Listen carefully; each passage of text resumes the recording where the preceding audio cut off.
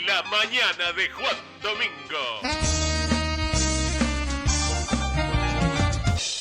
En un día como hoy es necesario recordar muchas cosas, ¿no? Y uno se siente emocionado también, los escuchaba a los compañeros de La Rioja. Yo estuve en La Perla aquel día como parte del gobierno y parte de la Secretaría de Derechos Humanos, y estuve también en 2010, cuando en el año del Bicentenario hicimos la Semana de los Derechos Humanos en La Rioja, ¿no? Con Néstor como principal protagonista en su carácter de presidente, ¿no?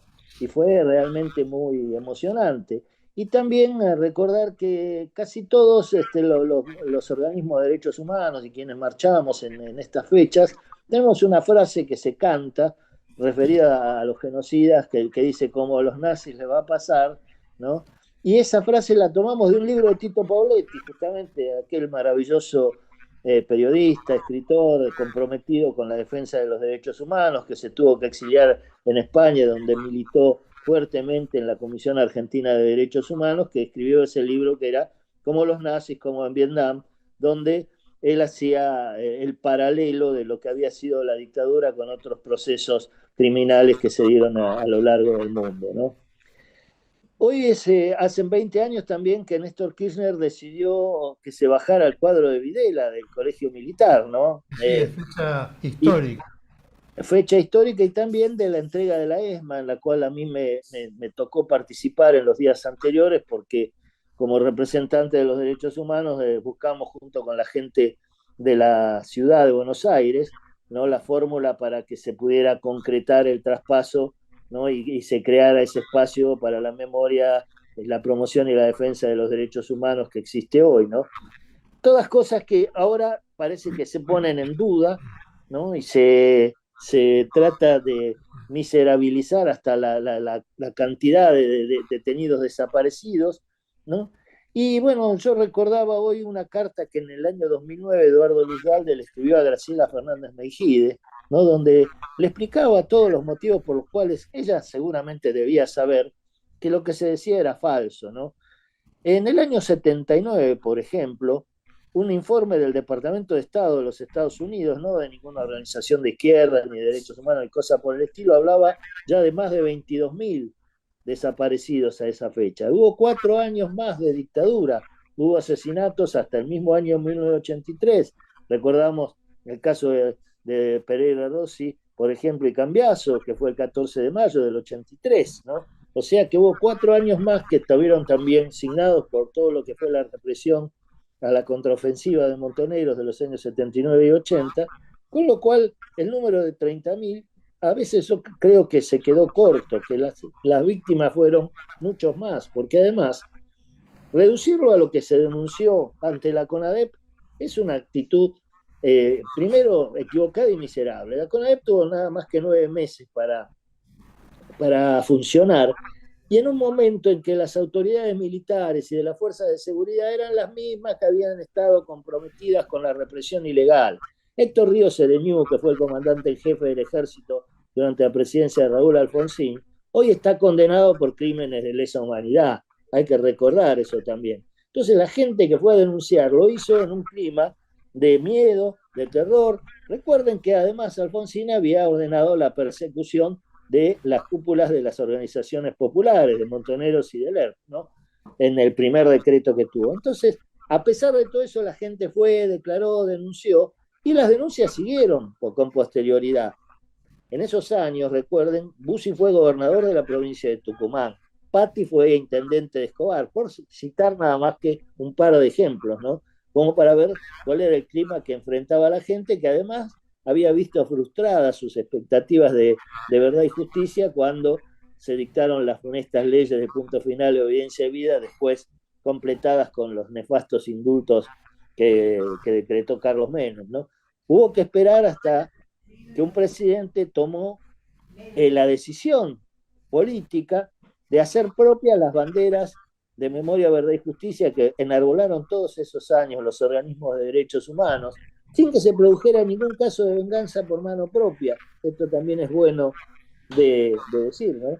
Porque en esos años hubo reclamos en todas las instancias. Cuando las instancias judiciales argentinas parecían cerradas, se recurrió al sistema interamericano y se recurrió también a jueces de otros países. Allí fue cuando Baltasar Garzón, al cual la Argentina le debe mucho, tuvo que asumió la jurisdicción universal y reclamó la extradición de, en ese momento, 48 militares argentinos que el gobierno de la Rúa y con su ministro de Justicia, Gil Lavedra, le negó con un decreto que prohibía las extradiciones. Todo eso hay que recordarlo, ¿no?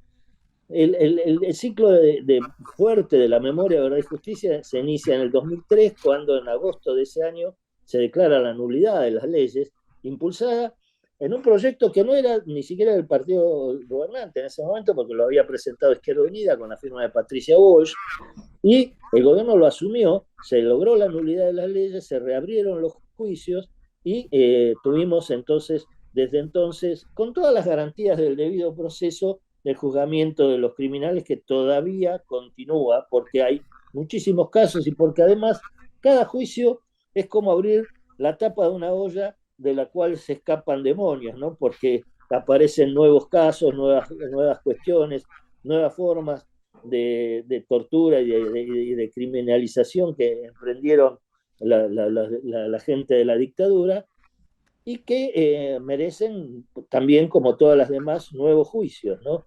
Entonces, cuando uno ve que un gobierno asume la mentira como bandera y difunde desde sus redes oficiales cosas como hablar de la memoria completa y decir una sarta de mentiras, con dos personajes bastante deplorables, como el Tata Joffre, que todavía nunca aclaró cómo fue que pudo publicar órdenes secretas de la dictadura en sus libros, ¿no? Y esas cosas. ¿De dónde conoció eso?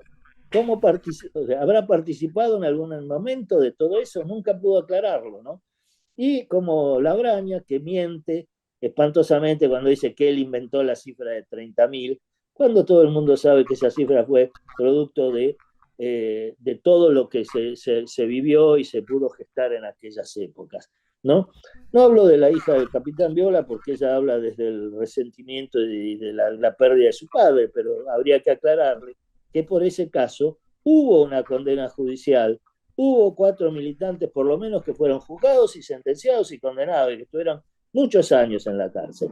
Así que tampoco es cierto que no haya habido justicia, como dicen ellos, para las víctimas.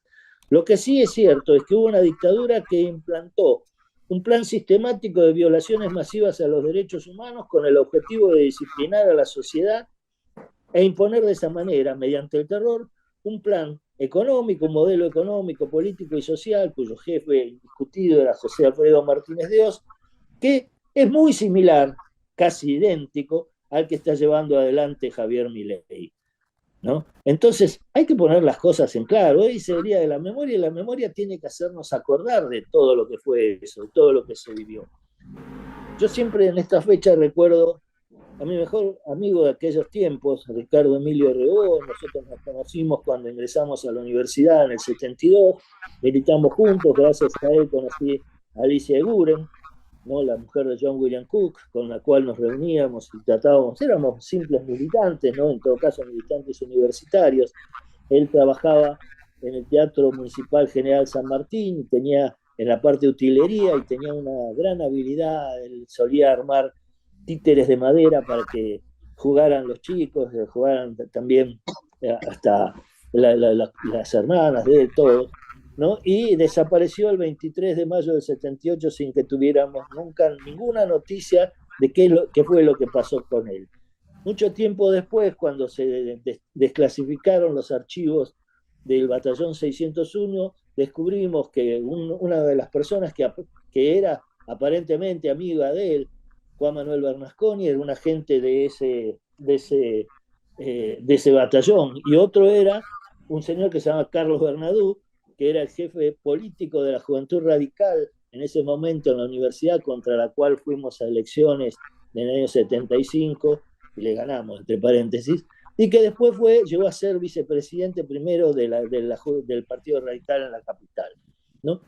Hicimos la denuncia, que cayó en el juzgado de Ariel Lijo, el mismo que ahora Javier Milei pretende postular para la Corte Suprema, y nunca tuvimos una respuesta sobre ese caso, ¿no? Entonces, frente a todas las cosas que pasaban, esta es una sola historia de las miles y miles que conocemos de las familiares, de los hermanos, de los padres, de los hijos, de las esposas y de los esposos, de nuestros compañeros detenidos desaparecidos, que no fueron víctimas inocentes, no, fueron víctimas porque ellos tenían una convicción y la llevaban adelante. Querían cambiar esta sociedad injusta, querían construir una patria justa, libre y soberana, una patria en la cual todos fuéramos iguales y tuviéramos los mismos derechos. Y por eso desaparecieron, no por otra cosa. Desaparecieron porque se quería implementar un modelo de privilegio. Exactamente lo mismo que pasa hoy. Porque eso este día uno tiene que decir más fuerte que nunca que no olvidamos, no perdonamos y no nos reconciliamos y vamos a seguir luchando hasta que esa patria que quisieron nuestros compañeros detenidos desaparecidos sea una realidad palpable que podamos disfrutar todos.